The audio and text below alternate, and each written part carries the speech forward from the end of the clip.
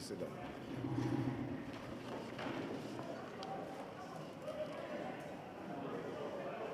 Right, the Honorable Speaker of Rivers State House of Assembly, Honorable Martin AMAEWHULE, the Deputy Speaker, principal officers, other members of the House, the Clerk of the House, the Secretary of the State Government, Commissioner for Finance, and other State Executive Council members that are here, the Permanent Secretary, Minister of Information, and the Accountant General, other guests that are here, gentlemen of the press, ladies and gentlemen. Mr. Speaker, it is my pleasure to present the 2026 Rivers State Appropriation Bill to the honorable members of the Rivers State House of Assembly for your consideration and passage into law. As we all know, despite the challenges, the machineries of governance has continued to function in our dear state, and we have made significant progress in our priority areas of road infrastructures, human capital development, as well as in the security of life and properties. Most significantly, our state has remained fiscally stable thanks to our commitment to fiscal responsibility, prudence, and accountability in managing public funds. We do not tolerate mismanagement at any level and have utilized public funds to provide services, attract investment, create jobs, and offer social economic opportunities for our people. Honorable Speaker, with this introductory remark, I proceed to present the highlights of the 2026 draft budget. 2026 budget. The 2026 budget is tagged budget of resilience for growth and development. It is the result of considerable public participation in a shared vision for building an economically resilient, thriving, and prosperous River State. The total revenue projection. The total projected revenue for River State for the year 2026 fiscal year is 1,854,234,475 naira 76 kobo. This means our proposed total operating revenue for 2026 is projected to increase by 24.49% over the 2025 adjusted budgeted projection due to possible increase in returns from FAC, derivative fund, and internal generated revenue as the national economic outlook continue to show positive growth. The details of the 2026 budget assumptions and fiscal projections are outlined in the medium-term expenditure framework 2026 to 2028, which the House has already considered. Revenue source. The revenue source are as follows. We are projecting internally generated revenue at 487 billion 609 million 336,496 naira 97 kobo.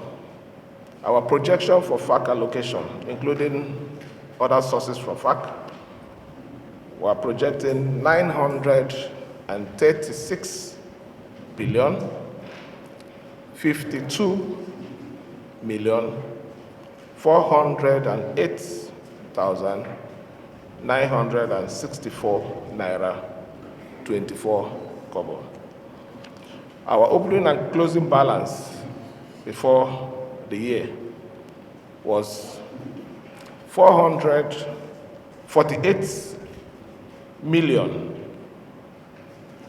billion,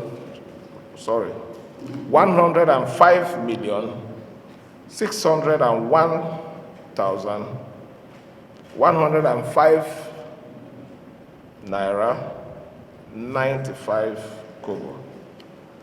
Capital receipts, including domestic loan, grants, and asset sales, we're projecting 382 billion, 481 million, 387,908 naira, 60 kobo, giving us a grand total of 1.8 as projected.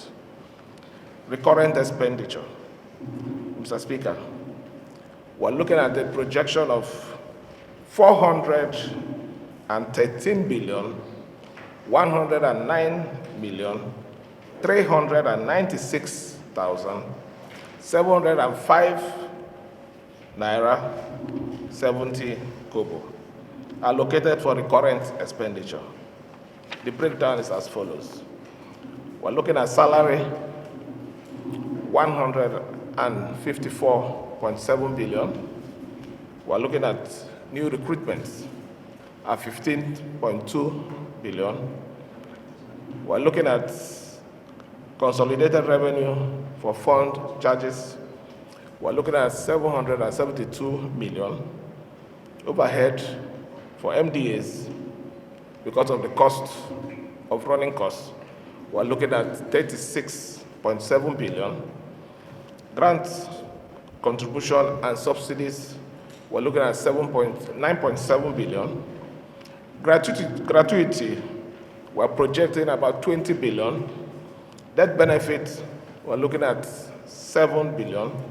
Monthly pension allowance, 55 billion. Employee Compensation Act, we're looking at 4 billion. Legacy pension gratuity, we're looking at 20 billion. Group life insurance, we're looking at 5 billion. Interest on domestic loan, we're looking at 28.2 billion. Interest on foreign loan, we're looking at 6.4 billion. Short-term domestic loan principal repayment, 3.8 billion. Long-term domestic loan principal repayment, 30.4 billion. Foreign loan principal repayment, we're looking at 15.7.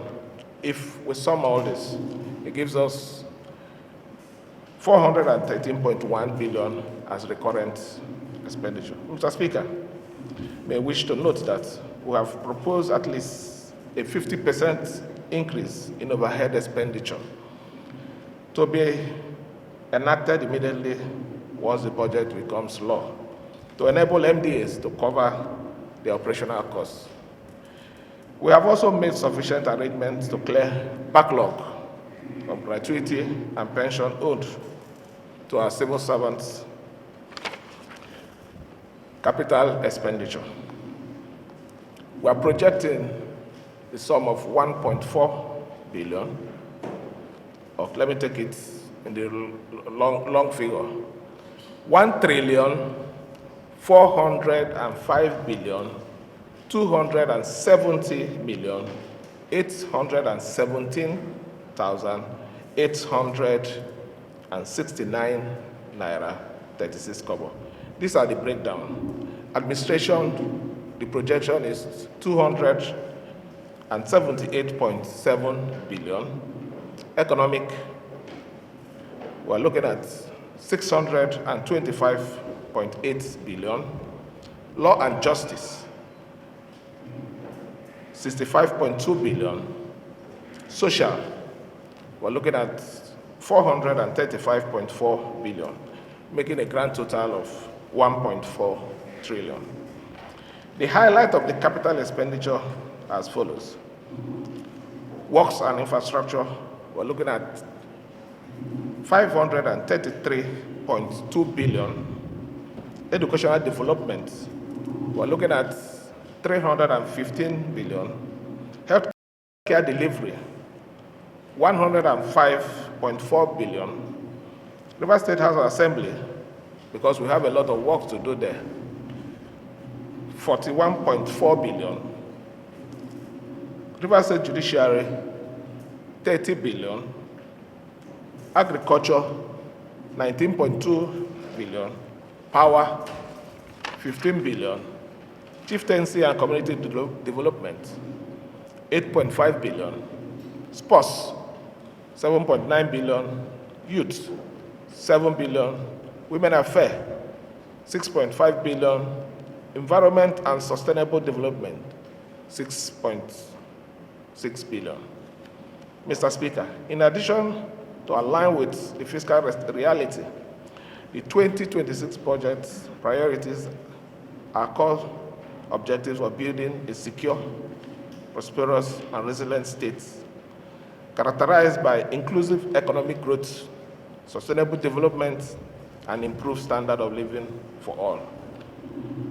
Consequently, our primary priorities in the 2026 fiscal year include economic growth, human capital development, social economic infrastructure, and social investment. Mr. Speaker, we present to this Honorable House a budget that reflects the need, the aspiration of our people, a budget that will deliver for all residents of our dear states. Mr. Speaker, the 2026 budget is not just allocating funds to specific social economic sector. Instead, it is a people-centered budget that acts as a blueprint for progress and service delivery. Outlining a vision of a better future, it will bring tangible benefits to every ward, local government area, and resident. We will ensure every kobo is spent wisely to deliver service, attract investment, create jobs, provide opportunities for our dear people to flourish. Mr. Speaker, the collective interests of our states and people are more important than any other consideration. Therefore, as we present this budget today, we must recognize our shared responsibilities to act deliberately to accelerate development and cover as much lost grounds as possible. Let us therefore join hands, unite in purpose to ensure River States continue to stand out for good governance and progressive states. In conclusion, although we acknowledge the delay in preparing the budget, we assure a strong implementation consistent with our commitment to accountability, transparency, and responsible management of public funds. I urge all honorable members, regardless of political affiliation, to support and approve this budget. I hereby table the River State's budget for 2026 fiscal year for consideration and enactment.